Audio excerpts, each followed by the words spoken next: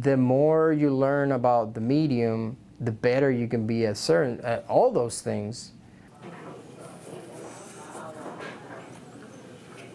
So my name is Ricardo Rodriguez. I am an NMFA graduate student. This is my second year, so right now I'm teaching an introduction to black and white photography, usually focusing on 35mm film. This is 8 seconds.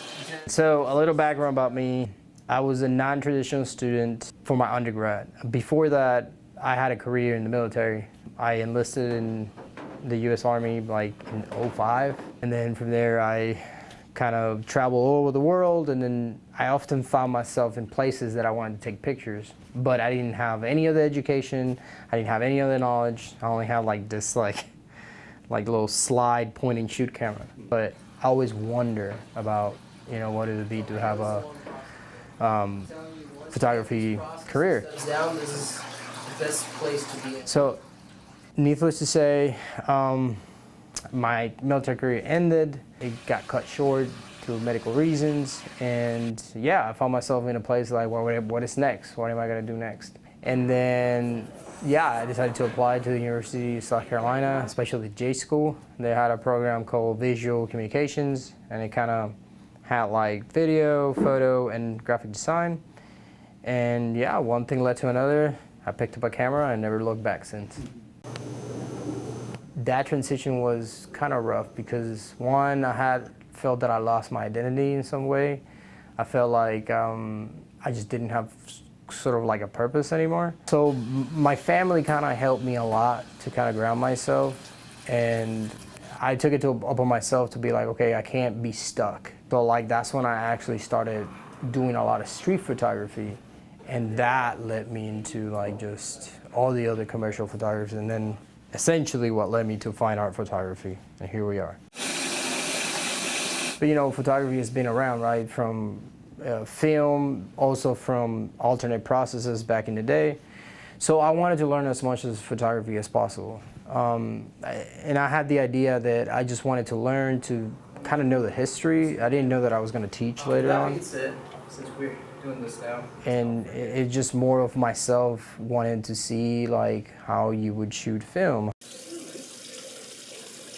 When photography first started, painters were, you know, kind of maybe like a little bit worried about that this would take over and painting wouldn't be a medium.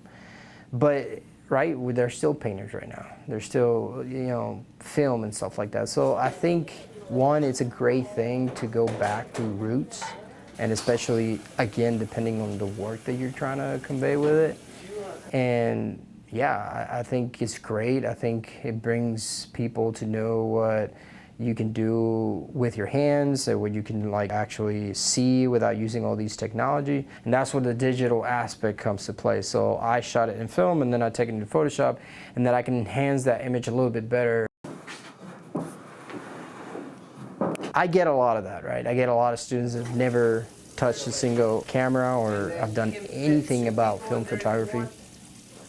So I think the most important thing is the curiosity.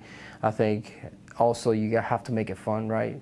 The best way to learn is to have fun. You know, when I get students like yourself and students that have not, it's the curiosity. They're like, they want to learn. They want to see what film is all about. And so therefore, of course, there are going to be some setbacks at the beginning. And it's just part of it, right? You can't learn without making some mistakes along the way.